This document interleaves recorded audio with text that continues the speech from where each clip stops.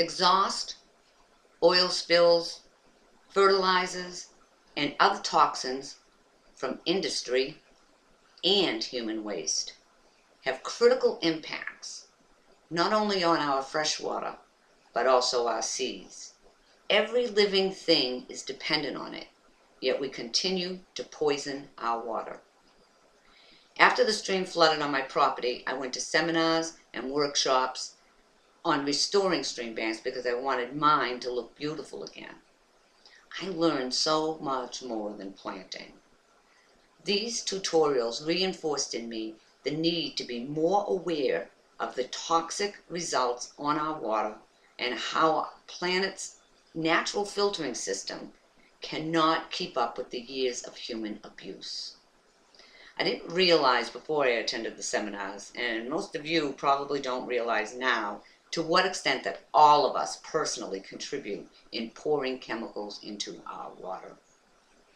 When you do realize, it makes you wonder what everyone is really doing about water pollution. We have made a substantial difference over the years in our roles in the environment, and researchers have put a lot of time and resources into it. But chemicals are wreaking havoc from the groundwater to the oceans, and its effects are being felt from plant life to human life. More has to be done, or life as we know it will end. I know you're all familiar with the water cycle, but I want you to picture it. Rain seeping into the earth, gravity moving it to the lakes and streams, and eventually it makes its way to the ocean, where the sun heats up the surface, causes evaporation, and then it rains again. Keep that picture in mind while I talk about what all of us do to contribute to polluting. We all use and dispose of chemicals every day, releasing them into the groundwater without realizing it most of the time. I mean, there are those times. You know, the shampoo and soap you use, they have chemicals in them, and they go down the drain, along with the makeup that's on your face or the lotion you put on your body the day before. Then, of course, there's the obvious, like when you spray insecticides or weed killers, or when you use chlorine bleach to do the laundry or scrub your toilet. Speaking of toilets, where does human waste go? Well, in Janet Rayloff's words, it goes into the septic tank or into wastewater treatment plants, and along with it, some of those medications you've taken. We all need to shower and scrub our toilets. So our personal care products, along with the fact that some things do need to be sanitized, chemicals will inevitably be deposited into the groundwater. But we can individually lessen the impact of chemical disposal by being aware of what we're using and how we dispose of these products. As I continue, I want to reinforce the impact of human waste. Chemicals in the water are a serious issue, whether it's personal care products, drugs, or any other form of toxic waste.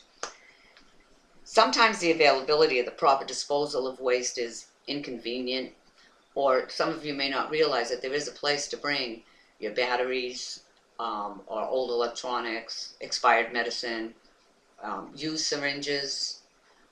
I recently had an interview with Wendy Patapristi. She's an expert on the health of streams and rivers. She taught some of those tutorials that I went to. She pointed out that there are places to bring expired medicine of any kind, and they will get disposed of properly. I also asked her about septic tanks and wastewater treatment facilities because I wanted to know which one was better at filtering.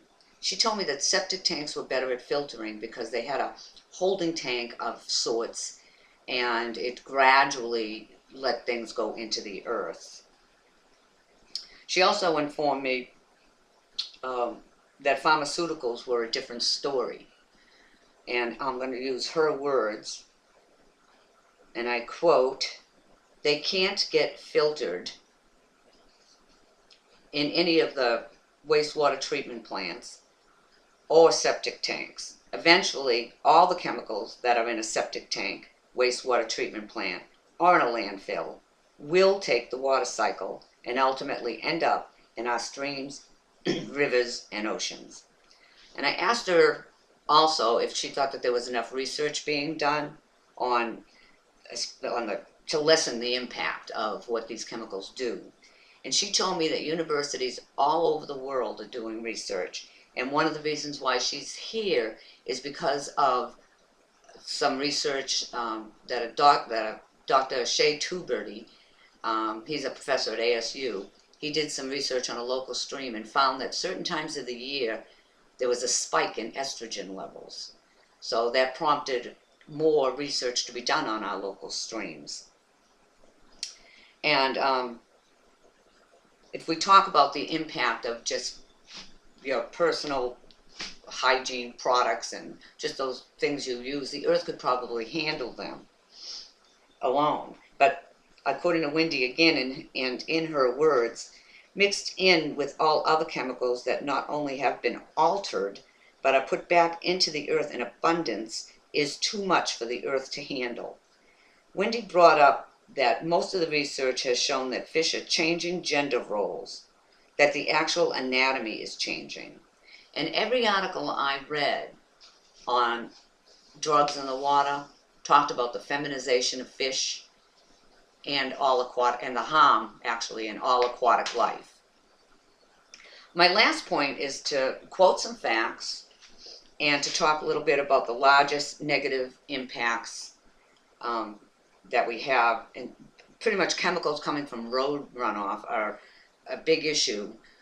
And this is perfectly stated by author Kenneth Wise from the book Endangered Oceans, when he said, "Industrial society is overdosing the oceans with basic nutrients. The nitrogen, carbon, iron, and phosphorus compounds that curl out of smokestacks and tailpipes, from fertilized lawns and cropland that seep out of septic tanks and gush from sewer pipes, wash into the sea." All this polluting brings about climate change. And climate change will decide what's going to survive and what's not going to survive. The oceans are our largest bodies of water, making up most of the surface of our planet. And some facts that I got off the internet are oceans provide some 16% of the world's food supply. Photosynthesis in the ocean provides about half the world's oxygen replenishment. And the oceans play a big role in global climate. And according to Spencer Weert in his book, Impacts of Climate Change, increased carbon dioxide levels that come with climate change will affect all biological systems. You know, I was taught in elementary school that the earth, and especially the ocean, had the ability to bounce back, to rejuvenate per se. And that may have been true 50 years ago, but not so today. There's some places in the ocean that are being overrun by invasive plants that are choking out other necessary plant life that serves as food. So all those extra chemicals in the water are causing some things to die and some things to thrive. My hope is that in my words today, that you have even more determination to do right by our water. So in summary, remember the water cycle? Remember it a little bit differently this time. It's a filtering system. It filters through dirt, rocks, plants, bedrock, salt, agitation. It's a big filtering system, not only for the water, but for the filtering part of it. We need to follow through with our extensive research and act on it, because some things are dying and some things are thriving to the ills. All life, including human, is dependent on the food chain, which is dependent on water.